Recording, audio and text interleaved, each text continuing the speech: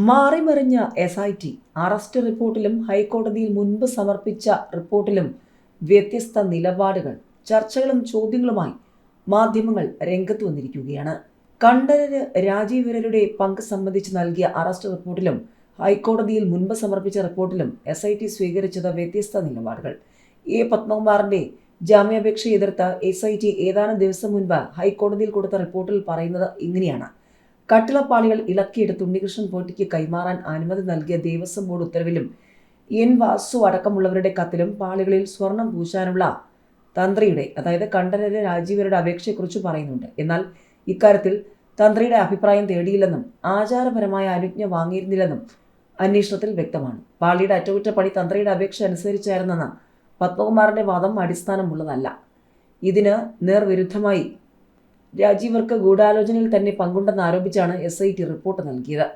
അതേസമയം കുടുക്കിയതാണോ എന്ന ചോദ്യത്തിൽ പ്രതികരിച്ച് തന്ത്രി കണ്ഠരര് രാജീവരെ തിരുവനന്തപുരം സ്പെഷ്യൽ സബ് ജയിലിലേക്ക് മാറ്റി. ശബരിമല സ്വർണ്ണക്കൊള്ള കേസിൽ തന്ത്രി കണ്ഠരര് രാജീവരെ ജയിലിൽ. കൊല്ലം വിജിലൻസ് കോടതി റിമാൻഡ് ചെയ്ത തന്ത്രിയെ രാത്രി വൈകി തിരുവനന്തപുരം സ്പെഷ്യൽ സബ് ജയിലിൽ എത്തിച്ചു. 14 ദിവസത്തേക്കാണ് തന്ത്രിയെ റിമാൻഡ് ചെയ്തത്. ജയിലിൽ എത്തിച്ചപ്പോഴും തന്ത്രി മാധ്യമങ്ങളോട് പ്രതികരിച്ചു.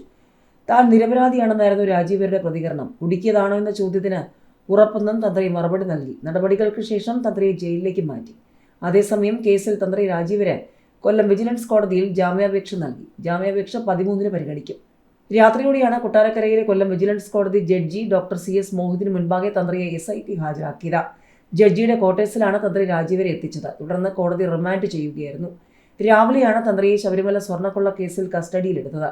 മണിക്കൂറുകൾ നീണ്ട ചോദ്യം ചെയ്യലിനൊടുവിൽ ഉച്ചയ്ക്ക് ശേഷമാണ് അറസ്റ്റ് രേഖപ്പെടുത്തിയത്. തുടർന്ന് വൈകിട്ടോടെ തിരുവനന്തപുരം ജനറൽ ആശുപത്രിയിൽ എത്തിച്ച് വൈദ്യ പരിശോധന നടത്തി. അതിനുശേഷമാണ് കൊല്ലത്തേക്ക് കൊണ്ടുപോയത്. കോടതി നടപടികൾ പൂർത്തിയാക്കി രാത്രിയോടെ കൊല്ലത്ത് നിന്നും തന്ത്രിയെ തിരുവനന്തപുരം സ്പെഷ്യൽ സബ് ജയിലിൽ എത്തിക്കുകയായിരുന്നു. ശബരിമല സ്വർണ്ണക്കൊള്ള കേസിൽ തന്ത്രി കണ്ഠരര് രാജീവരെ ഗൂഢാലോചനയിൽ പങ്കാളിയെന്നാണ് റിമാൻഡ് റിപ്പോർട്ടിലുള്ളത്. പ്രതിക്ക് ജാമ്യം നൽകുന്നതിനെ എതിർത്ത SIT ജാമ്യം നൽകിയാൽ ആത്മീയ പരിവേഷവും സ്വാധീനവും ഉപയോഗിച്ച് തെളിവ് നശിപ്പിക്കാൻ ഇടയുണ്ടെന്നും കോടതിയിൽ വാദിച്ചു. ഇതോടെയാണ് തന്ത്രിക്ക് ജാമ്യം നൽകാതെ റിമാൻഡ് ചെയ്തത്.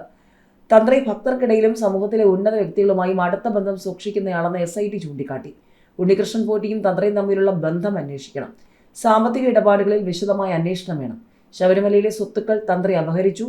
ഭക്തരുടെ വിശ്വാസം വ്രണപ്പെടുത്തിയ തന്ത്രിക്ക് ജാമ്യം നൽകുന്നത് തെറ്റായ സന്ദേശം നൽകുമെന്നും SIT വാദിച്ചു. പ്രതികളുടെ കൂട്ടുത്തരവാദിത്വത്തെക്കുറിച്ച് അന്വേഷണം വേണമെന്ന് SIT ആവശ്യപ്പെട്ടു. തന്ത്രി ആചാര ലംഘനം നടത്തി ഗൂഢാലോചനയിൽ പങ്കാളിയായി ഉണ്ണികൃഷ്ണൻ പോറ്റിക്ക് ദേവസ്വം ബോർഡ് നിർദ്ദേശപ്രകാരം സ്വർണ്ണപ്പാളികൾ നൽകിയപ്പോൾ തന്ത്രി തടഞ്ഞില്ല. ഇതിന് മൗന അനുവാദം കൊടുത്തു. ദേവസ്വം മാനുവൽ പ്രകാരം തന്ത്രി ക്ഷേത്ര ചൈതന്യം കാത്തുസൂക്ഷിക്കാൻ ബാധ്യസ്ഥനാണെന്നും SITയുടെ റിപ്പോർട്ടിൽ കുറ്റപ്പെടുത്തുന്നു. ശബരിമല സ്വർണ്ണക്കൊള്ളയിൽ കള്ളപ്പണം തടയൽ നിയമപ്രകാരം കേസ്. ശബരിമല സ്വർണ്ണക്കൊള്ള കേസിൽ എൻഫോഴ്സ്മെന്റ് ഡയറക്ടറേറ്റ് കേസെടുത്തു. ECIR രജിസ്റ്റർ ചെയ്തു. കള്ളപ്പണം തടയൽ നിയമപ്രകാരമുള്ള വകുപ്പുകൾ ചുമത്തിയാണ് കേസ് എടുത്തിരിക്കുന്നത്. എൻഫോഴ്സ്മെന്റ് ഡയറക്ടറേറ്റിന്റെ അനുമതിയോടെ ED കൊച്ചി യൂണിറ്റാണ് കേസ് എടുത്തിട്ടുള്ളത്.